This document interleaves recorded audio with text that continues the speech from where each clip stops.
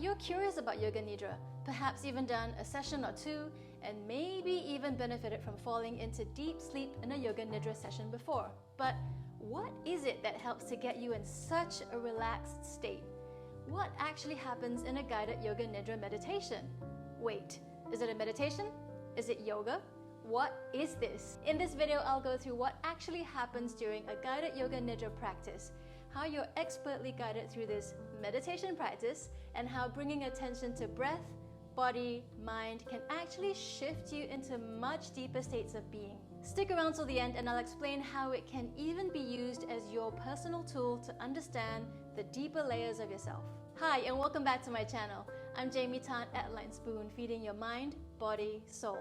On this channel, you'll get lifestyle design and nerdy facts like today you can use to squeeze more goodness out of your busy day.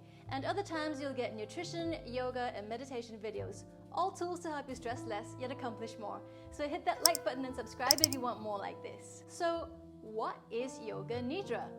Literally translated, Yoga Nidra means the yoga of conscious sleep. And what the heck does conscious sleep mean? You are essentially progressively relaxing through the wakeful and sleeping states. So even if you might be dipping between the first two stages of light sleep, you're still conscious, alert, and aware in a meditative state. Watch this previous video for more on the science of Yoga Nidra and how it uses these transitionary states between wakefulness and sleep to help you not only get deeper rest and relaxation, but from this very open heart and open mind space, you can use this as an exploratory tool for personal growth. I've had deep personal insights, realizations, understanding, and acceptance of myself and the people around me, and generally just connecting with the overall feeling that even if things don't start off feeling comfortable, eventually I recognize that everything is exactly as it's meant to be. I am perfect in this present moment. And I love being able to keep coming back to this state, to keep reminding myself this is me and this is what's here. In the busyness of life, it's often easy to lose sight of that. Yoga Nidra has its roots in India, in the yogic teachings, and can be traced back to the Samkhya from around 700 BC. And as with all ancient teachings, it evolves, grows, and develops into different schools, practicing it slightly differently. So you might experience the same practice quite differently depending on who's teaching it and which philosophy this stems from. I practice and teach in the IRS Yoga Nidra tradition, which draws from the teachings of Advaita Vedanta and Kashmir Shaivism, the non-dualist philosophies. But all that really means is there's no separation and there's an interconnectedness between all of us in this giant expanse of awareness. You don't even really need to know that, but what I love about the IRS Yoga Nidra tradition is that it draws from these ancient teachings, but takes out the Sanskrit terms that might be confusing for the Western mind, and it's the perfect bridge between East and West. No matter what school of thought you come from, generally this is what happens in a Yoga Nidra session. It's often taught with the student laying down in complete relaxation, being guided by the teacher's voice. If you find it hard to focus while laying down, some people might fall asleep or find it uncomfortable. You don't have to lay down. You can try the practice sitting up, standing up, or even as your form of a walking meditation. I talk about all of the positions you can use in this previous video, along with my 5 best tips and tools on how to get most comfy and relaxed in your Yoga Nidra practice. A typical session lasts between 30 to 45 minutes, but you can still get deep rest and relaxation anywhere between 10 to 30 minutes too. These shorter sessions I find helpful as a daytime practice. Anytime I need a bit of a mental break from my busy work day, I use these shorter practices as my enhanced naps. You can check out any of my shorter Yoga Nidra sessions in this playlist, and I'll link to it down below too. Do you practice Yoga Nidra in the middle of the day too, or is this only a nighttime thing for you? Let me know in the comments below, and if you're enjoying this video, I'd appreciate a mega smash on that like button and subscribe to my channel for more like this. As with any meditation practice, most Yoga Nidras open by bringing you into this present moment. Whether it's noticing where you are right now, checking in with breath, body, mind, perhaps even tapping into all 5 senses and noticing what is here right now. Then most Yoga Nidras open with setting an intention, feeling into how this intention might support a deeper, heartfelt desire for this life. And this is where the juiciness lies. Attention goes where energy flows. And if we make this our daily practice to tune into what your intention and your heartfelt desire is for this life, it can help to connect you with this life's purpose. Of course, this might sound a bit lofty and maybe a bit woo-woo, but if we've only got this one life, I don't know about you, but I want to be intentional about it. It doesn't even have to be anything big like, what am I doing to make my mark on the world? But even if it's just learning to tune into the small things like, how am I feeling right now?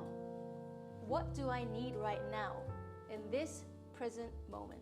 It's through starting to tune into these small mindful moments again and again that eventually we learn to sit and listen to what else might be present, what else wants to be seen that may be supporting this deeper life's purpose. So we learn to cultivate this heartfelt desire in every yoga nidra practice.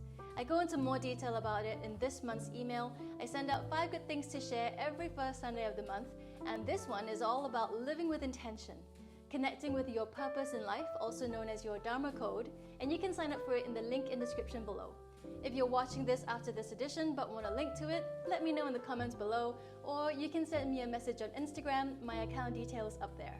Okay, so after we've set our intention, connected with a heartfelt desire, in the IRS tradition, quite different from the other Yoga Nidra styles, we typically also first get anchored into your inner resource. It's your safe space from within. This grounded anchor you can always come back to. It's a great way to connect back with that part of you that's always steady and grounded, no matter what life throws at you. Of course, we aren't always this person, but if we keep connecting back to this part of ourselves and keep feeling good within ourselves when we do it, we develop the neural pathways that help us remember this grounded, anchored, safe space from within. So we're able to find our way back here even through all the messiness of life. Practice, practice, practice. It's all about the practice. Then in helping you further develop concentration, we usually start with some form of body sensing, calling out various body parts from head to toe or vice versa, and feeling and sensing our way into them. This not only helps to focus the mind when you're paying attention to that particular body part, but feeling into all of the physical sensations at that point also helps to relax the body bit by bit. When the body relaxes, it's easier for the mind to relax too. It's all interconnected. We then go into breath sensing, working with any number of breathwork techniques, since the breath is the connection between mind and body, and yet another tool we can use to further enhance relaxation. Whether it's breath retention on the inhale or exhale, counting the breath, extending the exhales, alternate breathing through different sides of the body, there are so many different pranayama techniques that can be adapted while laying down. As you can imagine, you're deeply relaxed by this point, and sometimes this is enough for you to drop off into sleep if you're using this as a sleep meditation. And that's great. But if you want to take this deeper and use Yoga Nidra as a tool for personal development, this is where it can go really deep. Once we're fully relaxed in both mind and body, yet fully conscious and aware, it's in this open mind and open heart space that we can work with any emotions or thoughts, using a number of different techniques to meet and greet some of the deeper layers of ourselves. I found it a great way to work with challenging emotions or limiting beliefs and eventually making peace with them through this practice. Of course, Yoga Nidra is not a substitute for therapy, but it can be a really good complement to it to help develop self-awareness. And then usually by this point in the practice, you are opening up into the huge expanse of being, the always present awareness, where you're interconnected with everything, yet nothing at the same time. Words fail the experience, but if you know, you know. Some of us might have experienced this through other kinds of meditation, maybe even through psychedelics, but this sense of oneness and feeling at peace is what I love about this practice. And then usually when we're coming out of the practice, we touch back into our intention and heartfelt desire once again as a way to acknowledge and hold it close to us, as a way to close off the practice. Now, usually when you're being guided through the practice, you have no idea what's what. You're just focused and in your blissed out state. and there's no need for you to know really what's going on. But for me, I know I appreciate the theory of stuff and understanding why things are the way they are. So I hope this little nerding out helped you understand a little bit more about the theory and practice of Yoga Nidra. If you're ready to jump right in, you can start with this Yoga Nidra you can practice in the middle of your busy day to help find some calm. Or this video on how to get the most comfy for deepest relaxation in your Yoga Nidra. Don't forget to smash like, subscribe, and I hope this helps you flow through your busy life with more grace, ease, and flow. And I'll see you in the next one.